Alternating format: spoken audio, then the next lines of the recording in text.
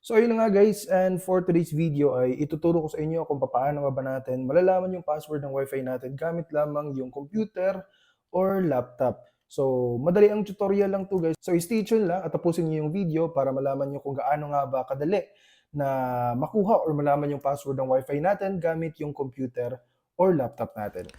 So ayun na nga guys, andito na tayo sa ating laptop at refresh muna natin yung PC natin, no?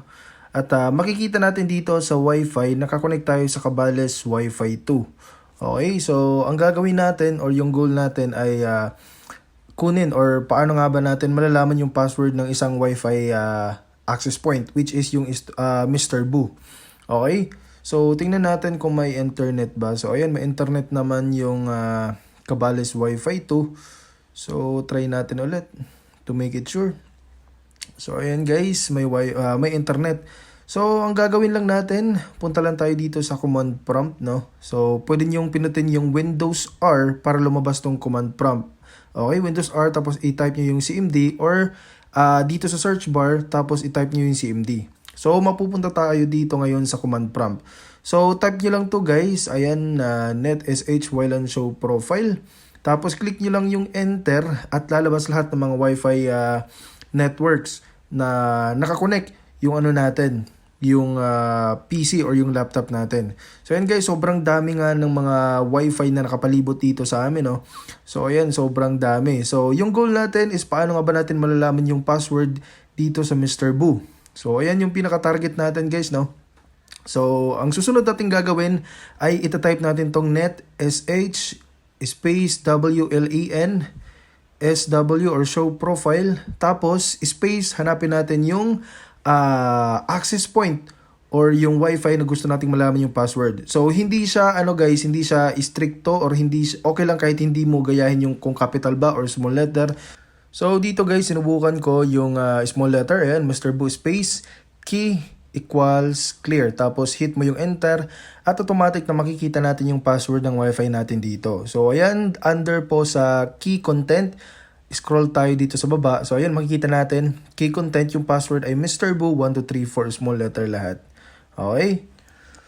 So ngayon punta tayo dito sa Wi-Fi natin at hanapin natin yung Mr. Boo. Nasaan na ba yun? Ayan, nandito na yung Mr. Boo, no?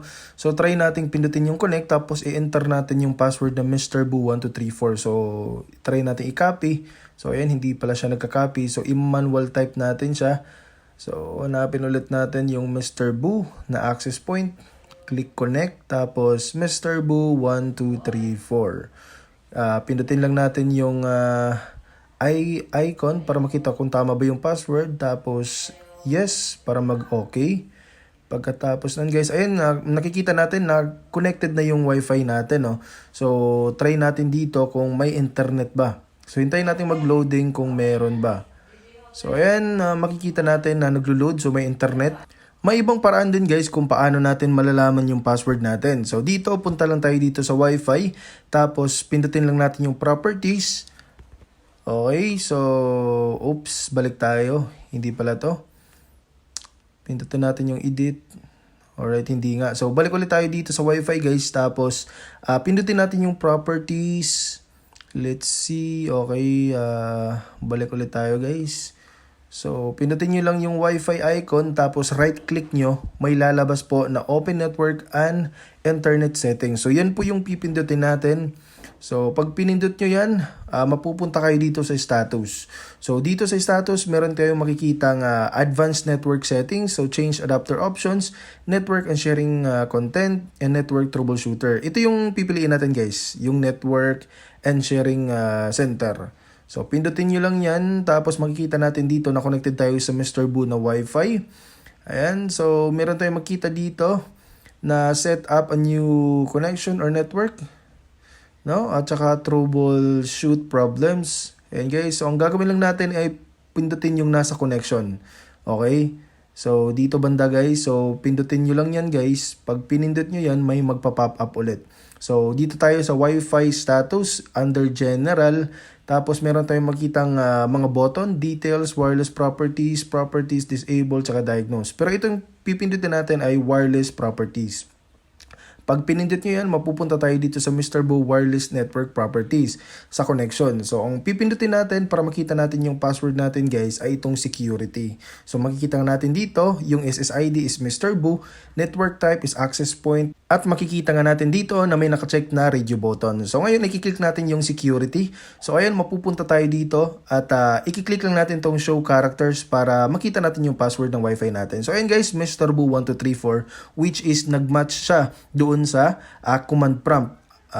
Mr. Boo 1234. Ayan guys, nagmatch po. So ibig sabihin, working po yung tutorial natin for now. At gusto ko lamang pong ipaalam sa inyo na magwo-work lang po ito kapag nakakonect na po kayo sa Wi-Fi. Okay? Pero kapag hindi pa, hindi po ito gagana.